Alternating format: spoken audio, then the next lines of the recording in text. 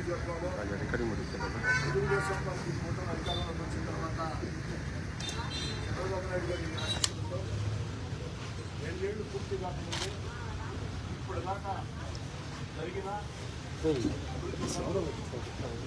అందులో పూర్తయిన అభివృద్ధి పనులు, జరుగుతున్న అభివృద్ధి పనులు, టెండర్లు ఇచ్చిన అభివృద్ధి పనులు, ఎక్కువ ఎన్నికల్లో టెండర్లు పిలువబోతున్న అభివృద్ధి పనులు అన్నీ కలగలేదు. తెలుగుదేశం పార్టీ కూటమి అధికారంలో వచ్చిన తర్వాత 2 ఏళ్లు కాకముందే నెల్లూరు రూరల్ నియోజకవర్గంలో జరుగుతున్న జరగబోతున్న అభివృద్ధి పనులు అక్షరాల 655 కోట్ల రూపాయలు.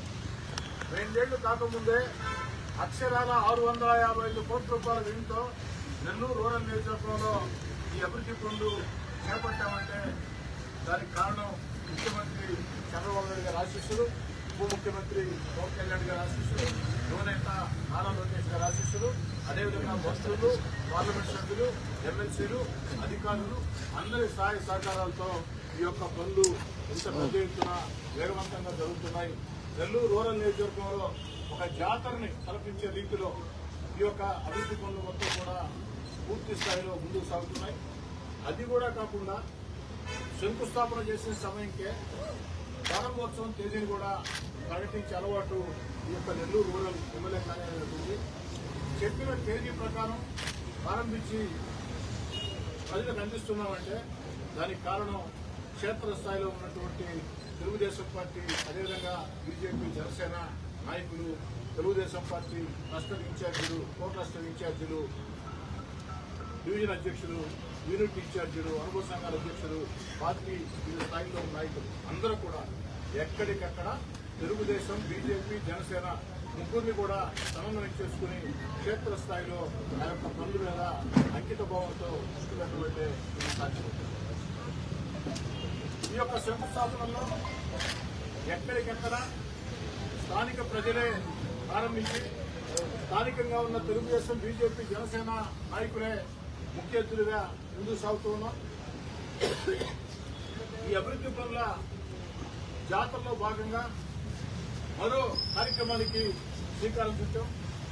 ఈ నెల 15వ తేదీ ఉదయం 8 గంటలకి నెల్లూరు రూరల్ నియోజకవర్గంలో అక్షరాల 17 కోట్ల రూపాయల వ్యయంతో 168 అభివృద్ధి పనులు, 17 కోట్ల రూపాయల వ్యయంతో 168 అభివృద్ధి పనులకి శ్రీకారం చుట్టాము. 15వ తేదీ ఉదయం 8 గంటలకి ఒకే సమయానికి 168 చోట్ల స్థానిక ప్రజలే ప్రారంభోత్సవం ఆ యొక్క శంకుస్థాపనగా ఉంటారు. అదేవిధంగా శంకుస్థాపనలో ఎక్కడికెక్కడ తెలుగుదేశం పార్టీ, జనసేన, బీజేపీ నాయకులు ముఖ్య అతిథిగా పాల్గొని ఈ పనులు కూడా ఈ నెల 15న శంకుస్థాపన చేస్తున్నాం.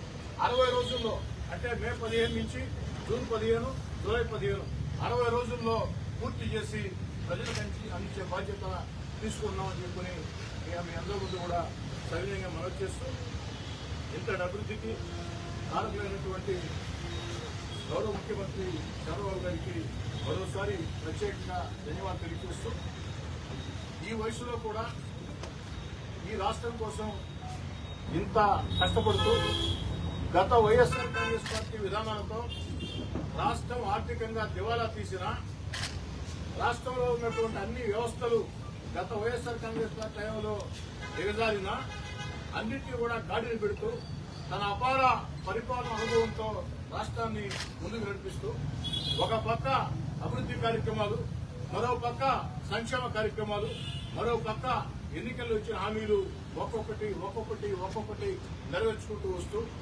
అన్నిటికీ మించి ఏదైతే ఆంధ్ర రాష్ట్రం ప్రపంచంలో రాజధాని లేని రాష్ట్రం ఒకటే, అది ఒక ఆంధ్రప్రదేశ్. అలాంటి ఆంధ్రప్రదేశ్ కి అద్భుతమైన అమరావతి ఏకైక రాజధానిని శరవేగంగా పరుగులు పెట్టిస్తూ, అదేవిధంగా ఆంధ్రప్రదేశ్ దిశ మార్చే పోలవరాన్ని పరుగులు పెట్టిస్తూ అన్నిటికీ మించి మొదటిగా చెప్తున్నానంటే నేను గతంలో చాలా సార్లు చెప్పున్నా, మళ్లీ కూడా చెప్తాం. 25 ఏళ్ల ముందు చంద్రబాబు నాయుడు గారు మొట్టమొదటిసారి కంప్యూటర్ గూడు పెడతాయా అన్నారు. మేమందరం కూడా నిజంగా కలుగుతున్నాం. కానీ ఆ తర్వాత ఆ కంప్యూటర్లు కూడు పెట్టడం కాదు, కూడు కూడా ఇచ్చాయి. కొన్ని లక్షల కుటుంబాల్లో వెలుగులు నింపాయి. ఈ రోజు ప్రపంచంలో అత్యధికంగా తెలుగు వాళ్ళు అటు ఆంధ్ర తెలంగాణ 2 రాష్ట్రాల నుంచి కూడా పెద్ద ఎత్తున ఆ యొక్క కంప్యూటర్ రంగంలో ఉద్యోగాల కల్పన జరిగిందంటే దానికి కారణం ముందు చూపు, చంద్రబాబు నాయుడు గారి ముందు చూపు. ఆ రోజు దేశంలో ప్రధానమంత్రులు గాని ఇతర రాష్ట్రాల ముఖ్యమంత్రులు గాని దీని గురించి ఆలోచన చేయాల. కానీ రాబోయే దాన్ని ముందుగానే ఊహించి భవిష్యత్తులో మన బిడ్డల భవిష్యత్తు బంగారు భవిష్యత్తు కావాలంటే కంప్యూటర్ రంగంలో మన బిడ్డలు నిలదొక్కోవాలంటే ఇది అవసరమని ముందుగానే గుర్తించి కంప్యూటర్లు అని చెప్పని దాని మీద దృష్టి పెట్టి ఈరోజు లక్షల కుటుంబాల్లో దిశ అందుకే చంద్రబాబు గారిని గత వైఎస్ఆర్ కాంగ్రెస్ పార్టీ పాలనలో అక్రమంగా అరెస్ట్ చేస్తే ఒక ఆంధ్ర రాష్ట్రం కాదు, భారతదేశంలోని అన్ని రాష్ట్రాలు కాదు, దేశ విదేశాల్లో కంప్యూటర్ ఆ యొక్క చదువుకుని ఉద్యోగాలు చేస్తున్న ఆ బిడ్డలందరూ కూడా వీధిలో మామూలుగా మీకు తెలుసు ఆ యొక్క కంప్యూటర్ ఉద్యోగాలు చేసే బిడ్డలు వాళ్ళ ముందే శని ఆది సెలవు రోజుల్లో వ్యక్తిగతంగా ఉండాలని చెప్పి చూస్తారు. అలాంటిది ఒక రాజకీయ నేత కోసం వీధుల్లోకి వచ్చి ఆ విధంగా పోరాటాలు చేశారంటే దానికి కారణం వారి కృతజ్ఞతాభావం. ఆ విధంగా ఆనాడు చంద్రబాబు నాయుడు గారు ముందు చూపుతో ఆలోచన చేయబట్టే మరి ఈనాడు క్వాంటమ్ వ్యాలీ దాన్ని రాబోయే రోజుల్లో క్వాంటమ్ వ్యాలీ ప్రాముఖ్యతను గుర్తించి క్వాంటమ్ వ్యాలీ అంటూ భారతదేశంలో ముఖ్యమంత్రులు అందరికంటే వేగవంతంగా క్వాంటమ్ వ్యాలీ కింద ఆంధ్రప్రదేశ్ ని తీర్చిదిద్ది భవిష్యత్తులో దశాదిశ పార్టీలు అనేక పరిశ్రమలు, పేరుగాంచిన పరిశ్రమలు, పెద్ద కంపెనీలు ఈరోజు రాష్ట్రంలో పరిస్థితి ఏ విధంగా ఉందంటే రోజుకో ఒప్పందం వారానికో శంకుస్థాపన ఏది ఈ యొక్క పారిశ్రామిక పెట్టుబడి విషయం. ఇంత పెద్ద ఎత్తున పారిశ్రామిక పెట్టుబడి వస్తున్నాయంటే దానికి కారణం చంద్రబాబు నాయుడు గారి సూచనలు, యువనేత నారా లోకేష్ గారి పట్టుదల.